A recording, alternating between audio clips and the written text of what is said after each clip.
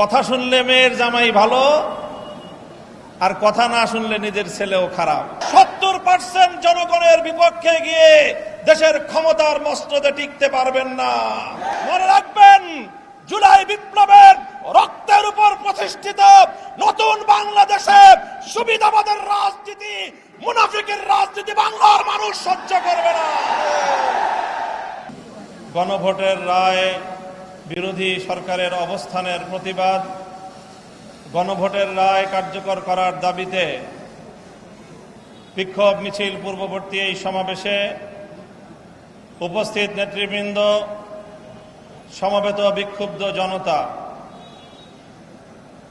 একটা গল্প শুনেছি আমরা গ্রাম বাংলার। একজন মা, সে তার নিজের ছেলে এবং নিজের মেয়ের জামাতা সম্পর্কে মন্তব্য করতে গিয়ে বলেন, আমার ছেলেটা খুব খারাপ, শুধু শাশুড়ির কথা শুনে, আর আমার মেয়ের জামাইটা খুব ভালো, কারণ সে শুধু আমার কথা শুনে। কথা শুনলে মেয়ের জামাই ভালো, আর কথা না শুনলে নিজের ছেলেও খারাপ। আজকে বিএনপির হয়েছে সেই সুবিধাবাদের রোগ। অন্তর্বর্তীকালীন সরকার প্রবর্তিত অধ্যাদেশগুলোর মধ্যে যেগুলো ক্ষমতাকে বৃদ্ধি করে সরকারের এবং সরকারের আরো নিয়ন্ত্রণ প্রতিষ্ঠা করতে সহায়তা করে, সেই সকল অধ্যাদেশগুলো বিএনপির খুব পছন্দ। আর যে সকল অধ্যাদেশগুলো, যে সকল প্রস্তাবনাগুলো জাতির কাছে জবাবদিহিতায় বাধ্য করে, সেগুলো তাদের কাছে খুব অপছন্দ। তাই আমরা মনে করি বিএনপি আজ যেই রাজনীতি করছে, সুবিধাবাদের রাজনীতি। আমরা নির্বাচন পূর্ববর্তী সময়ে বিএনপির আরেকটি চরিত্র লক্ষ্য করেছি, সেটা হলো তলে তলে বিএনপি সারা দেশে গণভোটে ন্যায়ের পক্ষে ক্যাম্পেইন করেছে, কিন্তু প্রকাশ্যে সে ন্যায়ের পক্ষে কথা বলার দুঃসাহস তাদের ছিল না, সেই সৎসাহস তাদের ছিল না।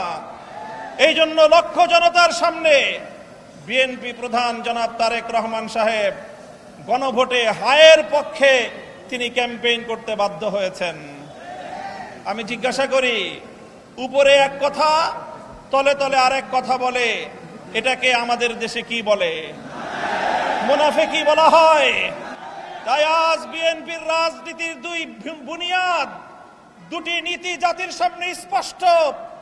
এক হলো মুনাফিকের রাজনীতি, আর এক হলো সুবিধাবাদের রাজনীতি। মনে রাখবেন, জুলাই বিপ্লবের রক্তের উপর প্রতিষ্ঠিত নতুন বাংলাদেশে সুবিধাবাদের রাজনীতি, মুনাফিকের রাজনীতি বাংলার মানুষ সহ্য করবে না।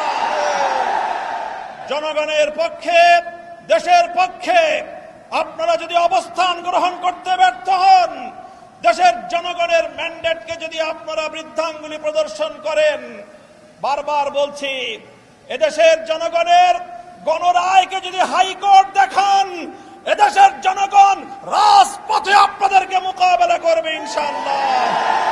70% জনগণের বিপক্ষে গিয়ে দেশের ক্ষমতার মস্তদে টিকতে পারবেন না।